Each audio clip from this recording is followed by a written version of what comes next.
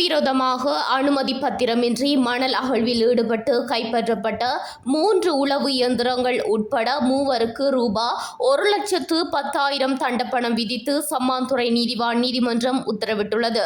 அம்பாறை மாவட்டம் சம்மாந்துறை போலீஸ் பிரிவிற்குட்பட்ட புறநகர் பகுதியில் அனுமதி வழங்கப்படாத இடத்தில் மண்ணகழ்வு நடவடிக்கை மேற்கொள்ளப்படுவதாக கிடைக்கப்பெற்ற தகவலுக்கு அமைய கடந்த வியாழக்கிழமை 22ஆம் தேதி சம்மாந்துறை ஊழல் ஒழிப்பு போலீஸ் பிரிவினரும் மெல்வத்தை விசேட அதிரடி படையினரும் இணைந்து அப்பகுதியை சுற்றி வளைத்து சோதனை நடவடிக்கையில் ஈடுபட்டனர்.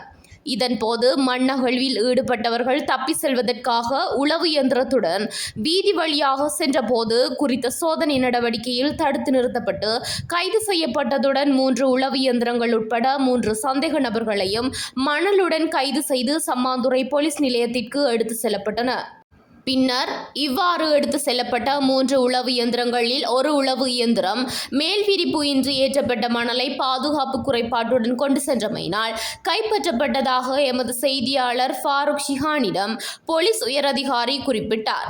பின்னர் இன்று கைப்பற்றப்பட்ட 3 உளவு இயந்திரங்கள் மற்றும் கைதான 3 அடங்கலாக சான்று பொருட்கள் யாவும் சம்மாந்துறை நீதிமன்ற நீதிவான் நூர்டீன் முகமது சர்ஜின் முன்னிலையில் ஆஜர்படுத்தப்பட்ட நிலையில் சட்டவிரோதமாக அனுமதி பத்திரமின்றி மணல் அகழ்வில் ஈடுபட்டு கைப்பற்றப்பட்ட 3 உளவு இயந்திரம் உட்பட 3 ரூபாய் 1,10,000 தண்டப்பணம் விதித்து உத்தரவிட்டார். குறித்த சோதனை நடவடிக்கையில் கெல்முனை பிராந்திய உதவி போலீஸ் அத்தியட்சகர் MK இப்னு அசாரின் ஆலோசனையின் பிரகாரம் சம்மாந்துறை போலீஸ் நிலைய பதில் பொறுப்பதிகாரி பெரேரா வழிகாட்டலில் ஊழல் ஒழிப்பு பிரிவு பொறுப்பதிகாரியும் பல்வேறு குற்ற செயல்கள் பிரிவின் பதில் பொறுப்பு அதிகாரியுமான ரிஃபாய்டீன் தலைமையிலான போலீஸ் குழுவினர் மற்றும் மெல்வத்தை விசேட போலீஸ் அதிரடிப்படையினர் இணைந்து இந்நடவடிக்கையில் ஈடுபட்டிருந்தமை குறிப்பிடத்தக்கது.